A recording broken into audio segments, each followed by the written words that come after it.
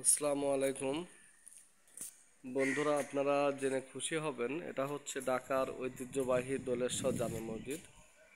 আর আমার ডাইন পাশে আপনারা দেখতে পাচ্ছেন এটা হচ্ছে ঐতিহ্যবাহী দোলেশ্বর নতুন মসজিদ। এটা লাল মসজিদ হিসেবে পরিচিত।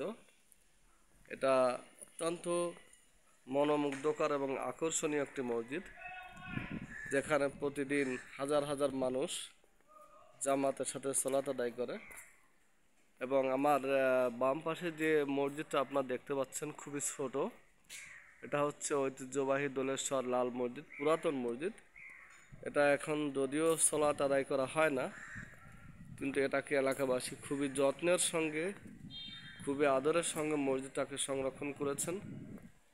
আপনারা দেখতে পাচ্ছেন অনেক আগের দিনের সেই কোড়ে বর্গা যে শাল সেগুন কাঠের যে ছিল, সেটা দিয়ে এটার ছাদ নির্মাণ করা হয়েছে। তো অত্যন্ত সুন্দর কারুকার্য বিশিষ্ট এবং ছোট ছোট দরজা দিয়ে ঘেরা। এখানে প্রায় 4টার মতো দরজা আছে যেখান দিয়ে মসজিদের ভিতরে প্রবেশ করা যায়। এবং আপনারা দেখতে পাচ্ছেন দরজাগুলো অত্যন্ত সুন্দর। এবং এর পাশে রয়েছে আপনার গ্রাউন্ড, ঐতিহ্যবাহী মসজিদ একটা গ্রাউন্ড। এটা হচ্ছে দোলেশ্বর হানাফিয়া জামে মসজিদ।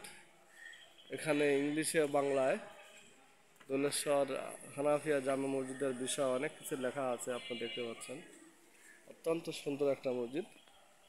আপনারা যদি কেউ এই মসজিদটা ভিজিট করতে চান, আপনারা বাংলাদেশের যে কোনো জায়গা থেকে ঢাকা আসবেন। ঢাকা আসার পর পোস্তগোলা ব্রিজ নেমে ওখান থেকে চলে আসবেন হাসনাবাদের থেকে সোজা আপনার দোলেশ্বর পশ্চিমপাড়া আসবেন। আসার পরে আপনারা মসজিদটা দেখতে পারবেন।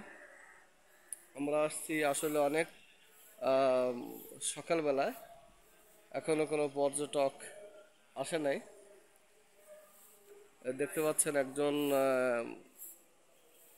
লোক, যিনি মসজিদের গ্রাউন্ডটা অত্যন্ত যত্নের সাথে পরিষ্কার পরিচ্ছন্ন করছেন।